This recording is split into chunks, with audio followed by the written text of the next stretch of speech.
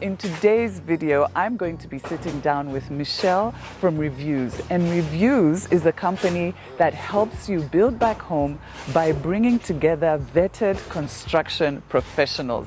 This is the answer to so many of your building questions. So if you want to hear more about Michelle and what her company Rivuuz does, then don't go anywhere and we'll get into the interview.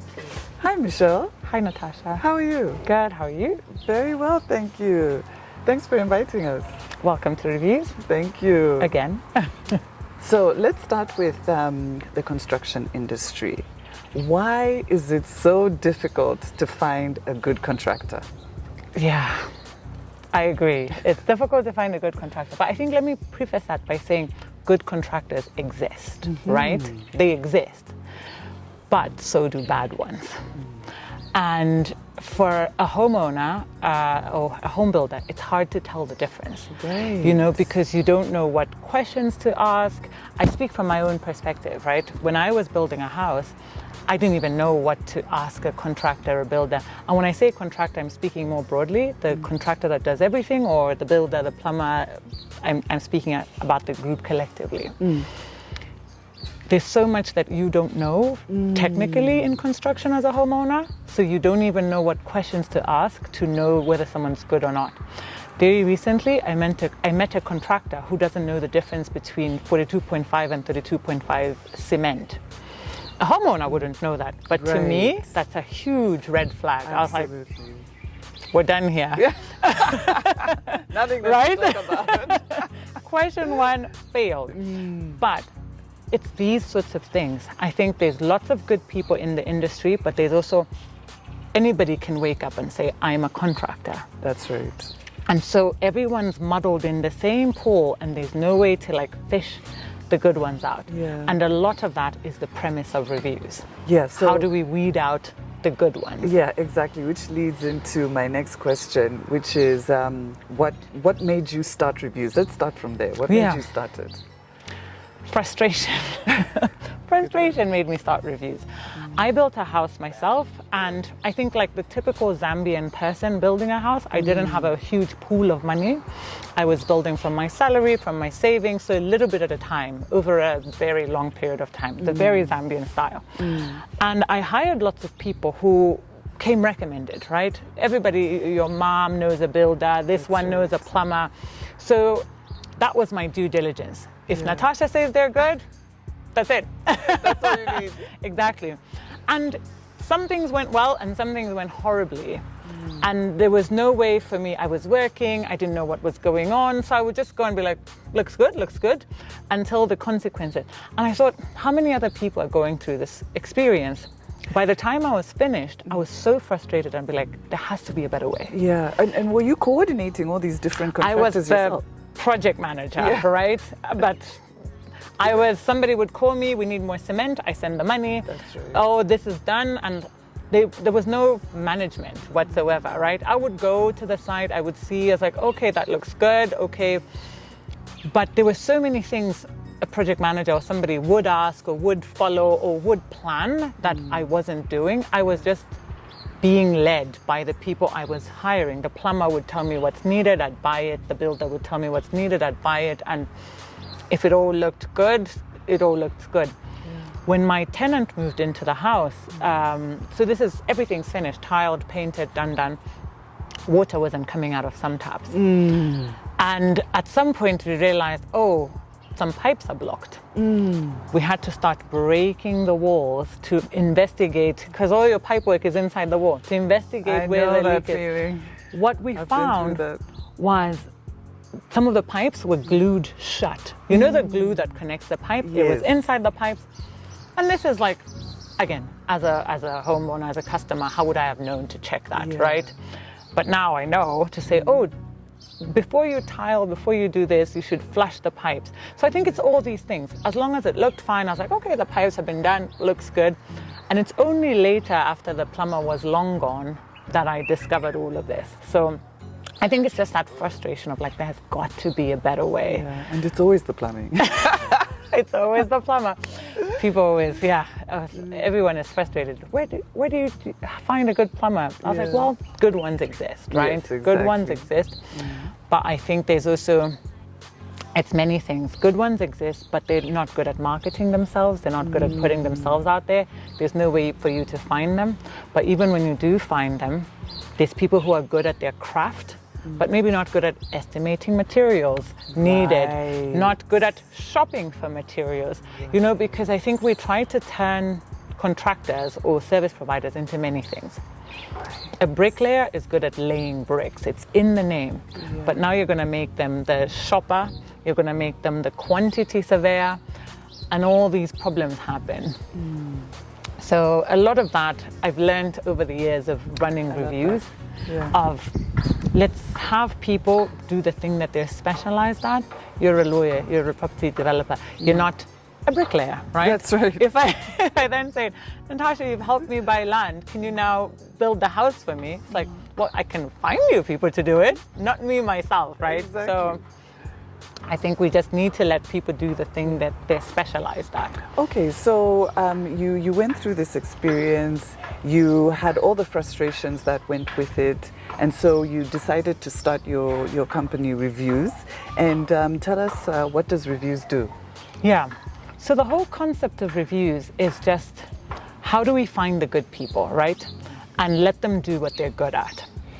So it's in the name, right? It's as people come onto the platform, they are vetted. So they go through a review process to even get onto the platform. But with every job they do, they go through a continuous review. What I mean by this is then we have a range of plumbers or carpenters. You need to know what somebody is good at and what they're not. That way you can continually put them towards things they're good at and away from, and that's also the challenge when someone recommends somebody to you, it's not in the context of what they hired them for, right? You hired a carpenter to make doors and I need a carpenter to make a table.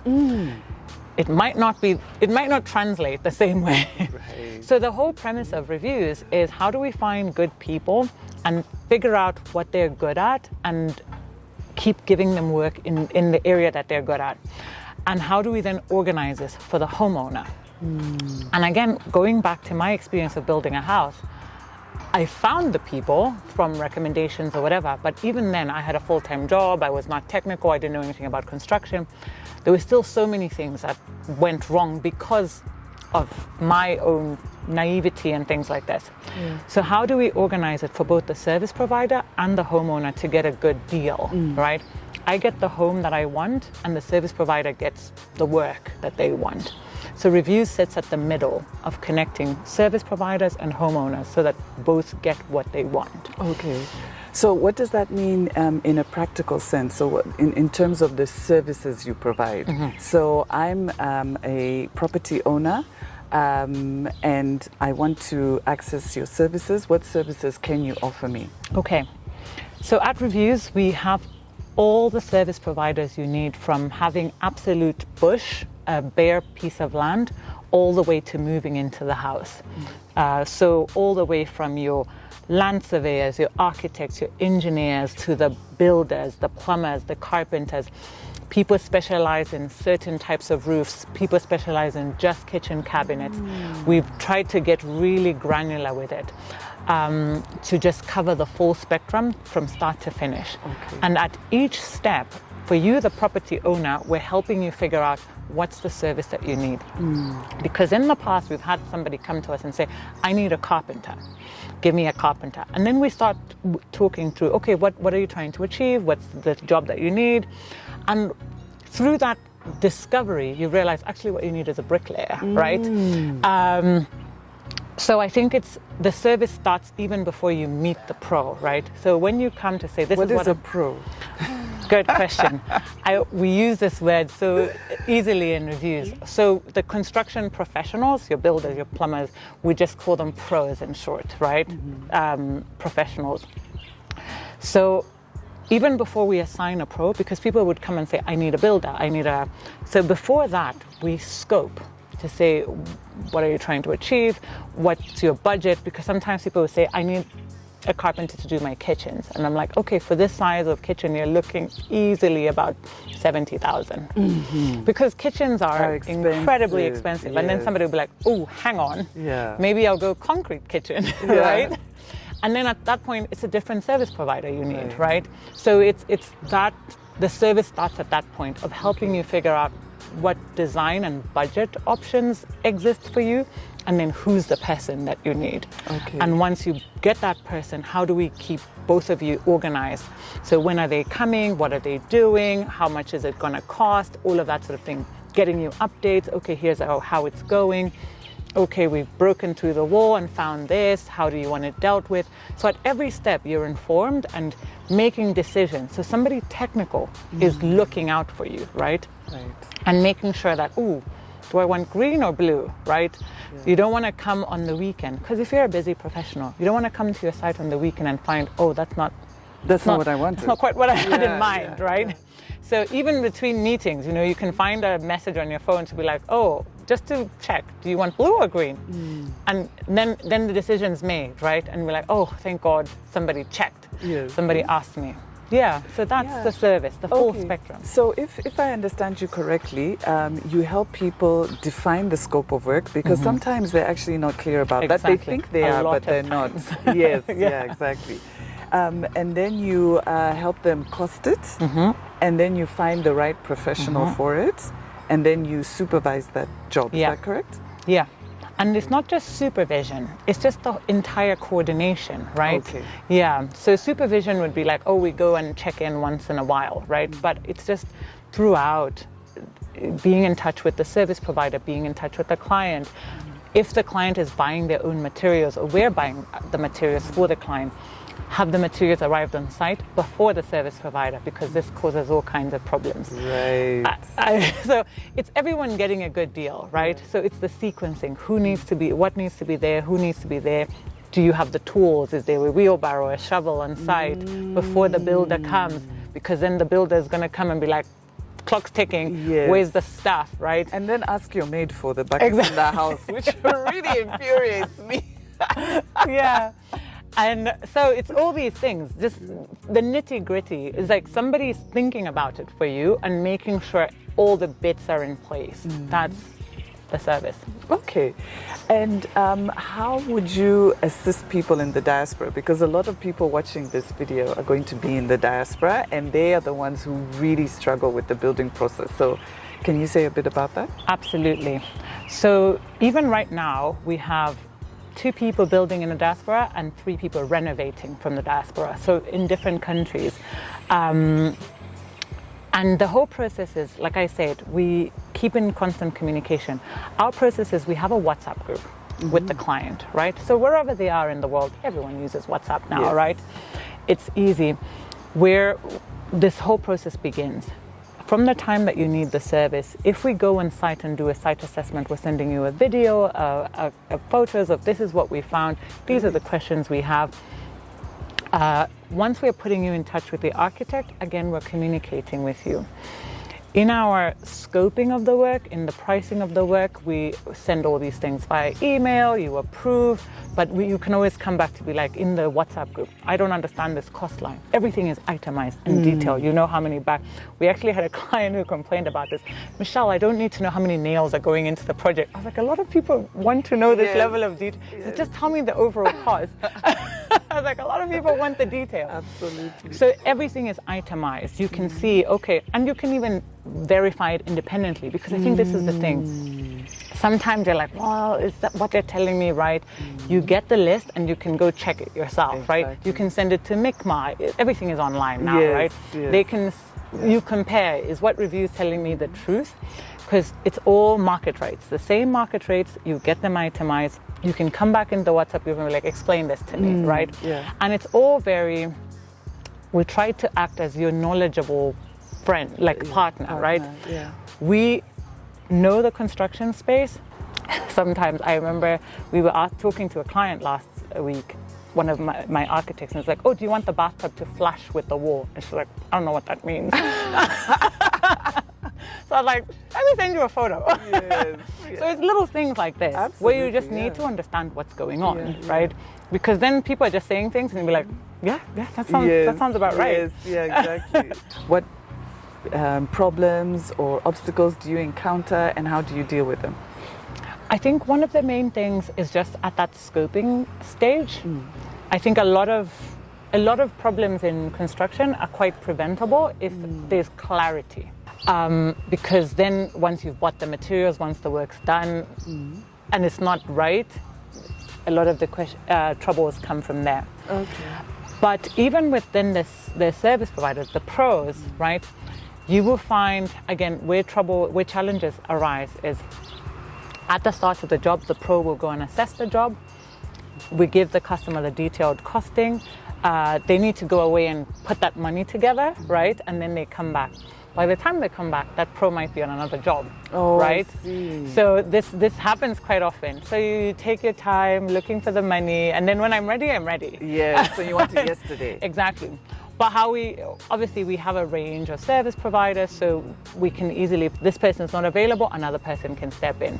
But it's always this coordination issue because then in Zambia, we build at our own pace, right? Yes. So even if I'm building, I'll do the block work up to here and then rest. Stop. Yeah. Exactly. So even then when somebody started and then you're ready again, they might again not be available.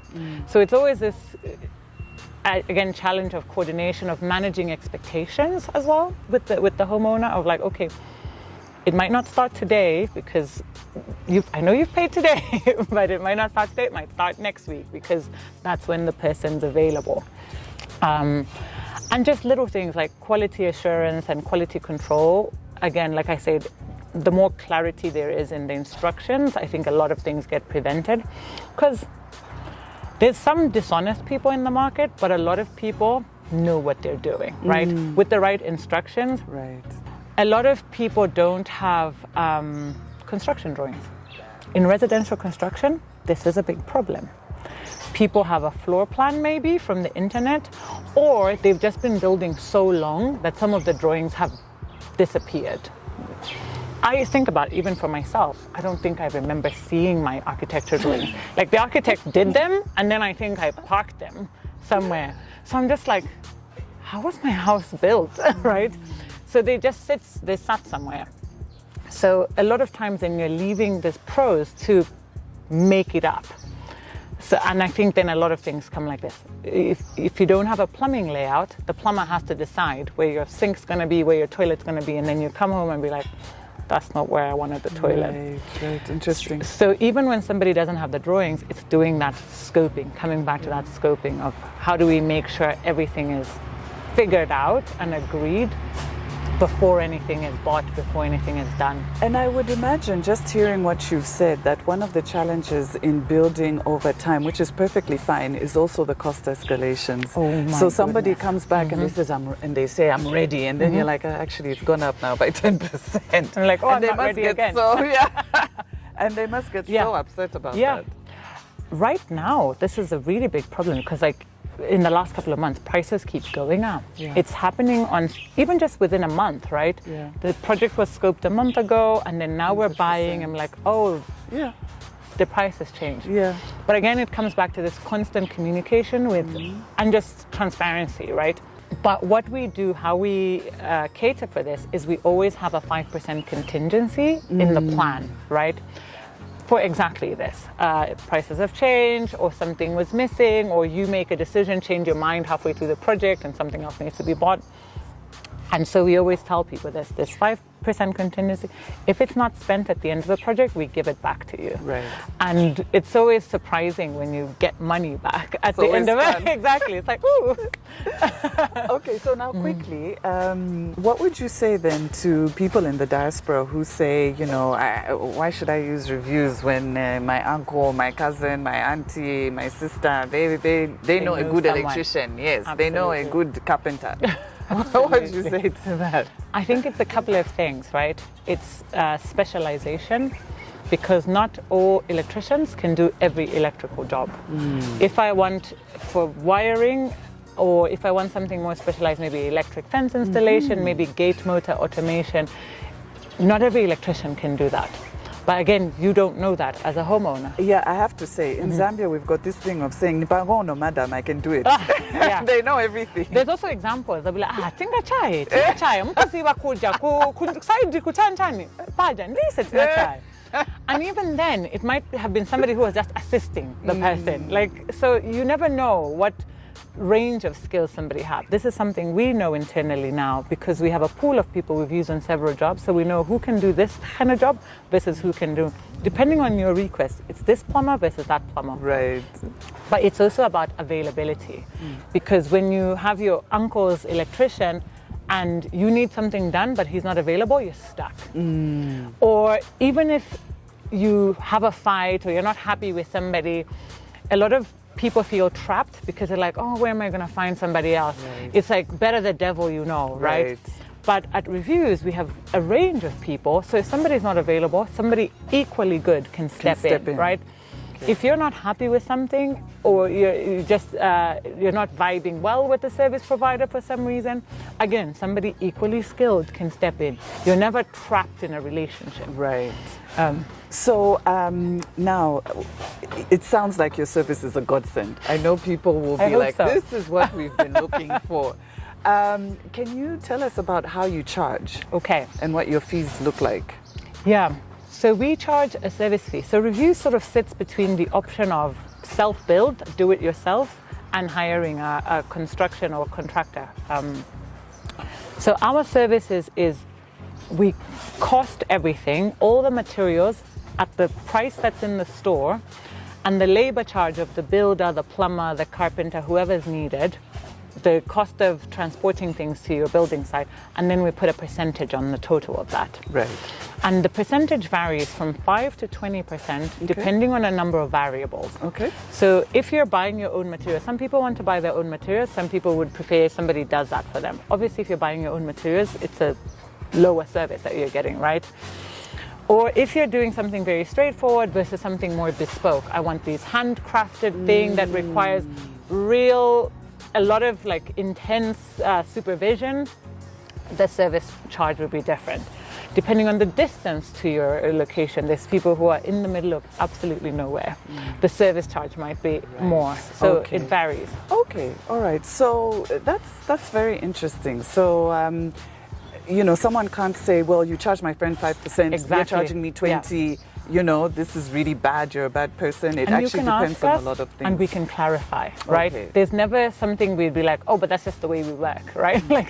We would explain to you to say, this is the rationale. And then if you're not happy with it, we can have a conversation. But if you're like, oh, okay, that makes sense. Let's go ahead, right? Okay. Yeah. All right, great. So finally, Michelle, just tell us very quickly about yourself. You've told us about the construction industry, about Rivuuz. As we wind up, tell us about yourself. Okay, I think I've gotten to summarize myself as I like to solve problems and I like to build things. I think my whole life can be categorized in this. My original background is I'm a chartered accountant. Okay, so you're a money person. I'm a money person. So this is why I get really granular. And like, no, tile fix, I know it's 47 kwacha. And this, I'm on top of the money. I've worked in all the sectors, private sector, the non-profit sector. I ran my own non-profit for a while and then I've come here and people always like, how's this related to all these things? And I'm like, no, the consistent key is I like to build things and to solve problems.